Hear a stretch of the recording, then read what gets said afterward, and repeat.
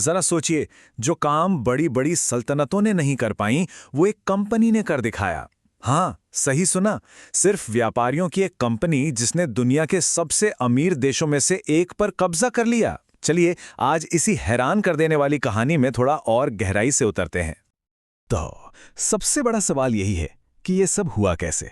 मतलब व्यापारियों का एक ग्रुप जिनका काम तो बस मुनाफा कमाना था, वो अचानक एक विशाल साम्राज्य के मालिक कैसे बन बैठे। आइए इस पहेली के टुकड़ों को एक एक करके जोड़ते हैं। ठीक है, तो चलिए सीधे चलते हैं 18वीं सदी के भारत में। उस वक्त यहाँ का माहौल समझिए एक शतरंज की बिसात जैसा था। मुगल साम्राज्य की पकड़ ढीली हो रही थी और मराठा, मैसूर, फ्रांसीसी, डच, पुर्तगाली सबके सब सत्ता के इस खेल में अपनी अपनी चालें चल रहे थे। अब ऐसे में अंग्रेजों के लिए पहला कदम किसी भारतीय राजा को हराना नहीं था, नहीं, बल्कि अपने ही यूरोपीय दुश्मनों को इस खेल से ही बाहर करना था।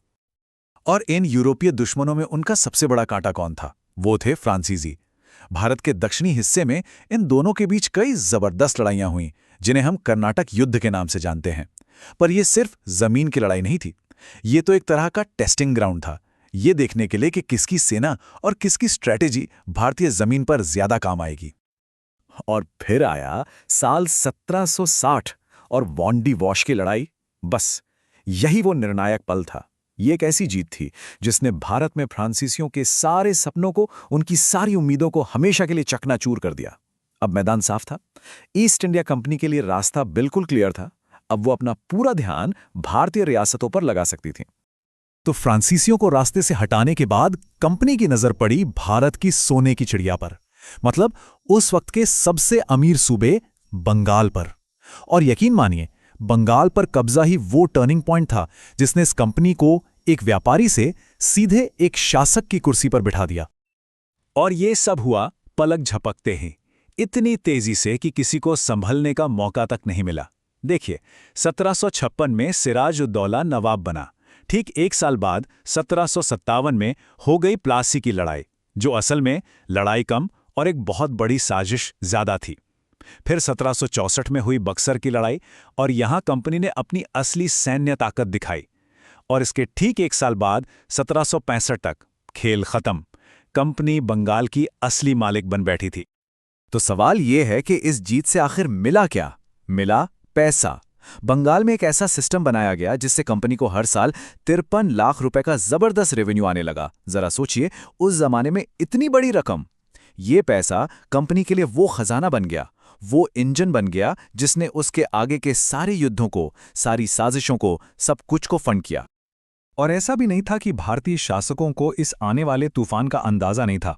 सिराज-उद-दौला के नाना नवाब अली वर्दी खां वो तो पहले ही चेतावनी दे चुके थे। उन्होंने यूरोपियों की तुलना मधुमक्खियों से की थी और कहा था कि अगर इन्हें न छेड़ा जाए तो ये शहद देंगी, पर अगर इन्हें छेड़ दिया तो ये काट काट कर मार डालेंगी। वो समझ रहे थे, वो जानते थे कि अगर इन विदेशी ताकतों को काबू में नहीं रखा गया तो ये बहुत बहुत खतरनाक साबित होंगी। तो अब बंगाल की दौलत जेब में थी और सैन्य ताकत भी बढ़ चुकी थी। अब कंपनी तैयार थी भारत की दो सबसे बड़ी, सबसे शक्तिशाली ताकतों से टकराने के लिए। ये थे दक्षिण में मैसूर और मध्य पश्चिम में मराठों का जबरदस्त गठबंधन। और ये कोई छोटी मोटी चुनौती नहीं थी, ये दो शक्तियां कंपनी के रास्ते का सबसे बड़ा रोड़ा थी। एक तरफ हैदर अली और टीपू सुल्तान का मैसूर, जो अपनी इनोवेटिव मिलिट्री टेक्नोलॉजी के लिए जाने जाते थे, और दूसरी तरफ मराठा, जो एक बहुत बड़े इलाके पर राज करने वाला एक जबरदस्त और शक्तिशाली गठबंधन था। अब मैसूर को हराना कोई बच्चों का खेल नहीं था। कंपनी को पूरे 4 युद्ध लड़ने पड़े। ये एक बहुत लंबा और मुश्किल संघर्ष था। सोचिए, पहले युद्ध में तो अंग्रेजों को हार का मुंह तक देखना पड़ा था, लेकिन वो लगे रहे, डटे रहे, और आखिरकार 1799 में चौथे आंग्ल मैसूर युद्ध में टीपू सुल्तान की मौत के साथ ही मैसूर का सूरज भी डूब गया। मैसूर का किस्सा खत्म हुआ तो कंपनी ने अपना पूरा ध्यान मराठों पर लगा दिया। इनके खिलाफ भी 3 बड़े युद्ध लड़े गए। मराठों ने वाकई में बहुत कड़ी टक्कर दी, लेकिन उनकी आपसी फूट और अंग्रेजों की डिवाइड एंड रूल वाली जो चालाक रणनीति थी, उसके आगे वो टिक नहीं पाए। और 1818 तक तीसरे आंग्ल मराठा युद्ध के खत्म होते होते पेशवा ने भी हार मान ली, और इसी के साथ मराठा शक्ति का सूरज भी हमेशा हमेशा के लिए अस्त हो गया। तो बस मैसूर और मराठों की हार के साथ ही भारत का पूरा राजनीतिक नक्शा ही बदल गया। अब ईस्ट इंडिया कंपनी कई ताकतों में से बस एक ताकत नहीं रह गई थी। नहीं, वो अब भारत की सबसे बड़ी यानी कि सुप्रीम पावर बन चुकी थी। और इस दबदबे को बनाए रखने के लिए उन्होंने एक बहुत ही चालाक हथियार का इस्तेमाल किया, जिसे कहते हैं सहायक संधि। ये एक बड़ी ही क्लेवर पॉलिसी थी।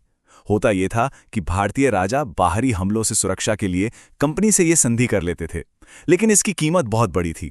उन्हें अपनी आज़ादी खोनी पड़ती थी। वो अपनी विदेश नीति, अपनी सेना, सब पर कंट्रोल खो देते थे और पूरी तरह से कंपनी पर डिपेंडेंट हो जाते थे। तो चलिए अब इस पूरी कहानी को समेटते हैं। हमने देखा कि कैसे कंपनी ने एक एक करके अपने सारे दुश्मनों को रास्ते से हटाया और भारत की सबसे बड़ी ताकत बन गई। लेकिन सवाल यह है कि इस अविश्वसनीय जीत के पीछे असली वजह क्या थी? अगर संक्षेप में कहें तो कंपनी की सफलता के पीछे कुछ बड़े कारण थे। पहला, बंगाल से मिला बेहिसाब पैसा। दूसरा, उनकी बेहतर यूरोपीय ट्रेनिंग वाली अनुशासित सेना। तीसरा, भारतीय राजाओं की आपसी फूट का फायदा उठाने की उनकी काबिलियत। चौथा, सहायक संधि जैसी चालाक डिप्लोमेसी। और शायद सबसे जरूरी, उनका एक सिंगल माइंडेड फोकस, सिर्फ और सिर्फ मुनाफा और शक्ति। इसी एक लक्ष्य ने उनके हर कदम को, हर फैसले को दिशा दी। लेकिन इस पूरी कहानी का जो सबसे हैरान करने वाला पहलू है, वो है इसकी स्पीड, इसकी रफ्तार। सोचिए, सिर्फ 60 साल से कुछ ज्यादा के वक्त में प्लासी की लड़ाई से लेकर मराठों की हार तक एक व्यापारिक कंपनी ने अपने हिसाब किताब की किताब को एक पूरे साम्राज्य की कहानी में बदल दिया। ये इतिहास का वो पन्ना है जो हमें शक्ति, महत्वाकांक्षा और एक कॉरपोरेशन की बेहिसाब ताकत के बारे में बहुत कुछ सिखाता है। और हाँ, ये सोचने पर भी मजबूर करता है कि क्या आज के दौर में भी ऐसी शक्तियां मौजूद हैं जो इतिहास को दोहरा सकती हैं।